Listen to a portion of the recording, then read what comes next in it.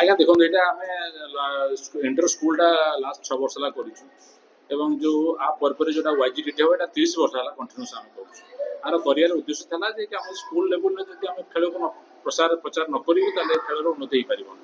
ତେଣୁ 6 ବର୍ଷ ହେଲା ଆମେ ଯେତେବେଳେ ଆରମ୍ଭ କଲୁ 6 ବର୍ଷ ତଳେ ମାତ୍ର 10-12ଟି ସ୍କୁଲ ଜଏନ୍ କରିଥିଲେ। ନା ବର୍ତ୍ତମାନ ଗଲା ଥରକ 68, ଏଥର ମଧ୍ୟ ଏବଭ୍ 60 ସ୍କୁଲସ୍ ସାରା ରାଜ୍ୟରୁ ଜଏନ୍ କରିଛନ୍ତି ଏବଂ ଏରା ଚାଲିବ ଆଜିରୁ ଆରମ୍ଭ ହେଲା, ଏଟା ଚାଲିବ ଅପ୍ ଟୁ 22 ପର୍ଯ୍ୟନ୍ତ ଏବଂ 22 ଇଭିନିଂରୁ ୱାଇଜିଡିଟି ଷ୍ଟାର୍ଟ ହେବ।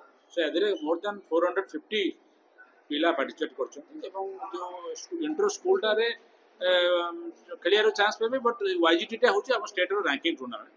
ଏଇଟା ଏ ବର୍ଷର ଯେତେବେଳେ ଆମ ଷ୍ଟେଟ୍ ଟିମ୍ ଯିବ ସେଥିରୁ ଏହି ରାଙ୍କିଂ ଟୁର୍ଣ୍ଣାମେଣ୍ଟର ତାଙ୍କର ପରଫର୍ମାନ୍ସଟାକୁ କନସିଡର କରାଯିବ।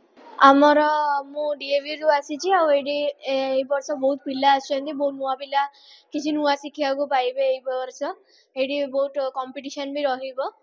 ଆଉ ମୁଁ ଜୁନିୟର ଗାର୍ଲସ ଟିମ୍ ଇଭେଣ୍ଟରେ ଖେଳୁଛି। ମୁଁ 2 ଘଣ୍ଟା 3 ଘଣ୍ଟା ଖଣ୍ଡେ ପ୍ରାକ୍ଟିସ୍ କରେ, ଏଇଠି କଟକରେ ପ୍ରାକ୍ଟିସ୍ କରେ। ନାଇଁ ମୁଁ ପୂର୍ବରୁ ଗତ 4 ବର୍ଷ ହେଲାଣି ଟୁର୍ଣ୍ଣାମେଣ୍ଟ ହେରିକା ଖେଳୁଛି। ଏଇ ବର୍ଷ ବି ପୁଣି ଖେଳିବି।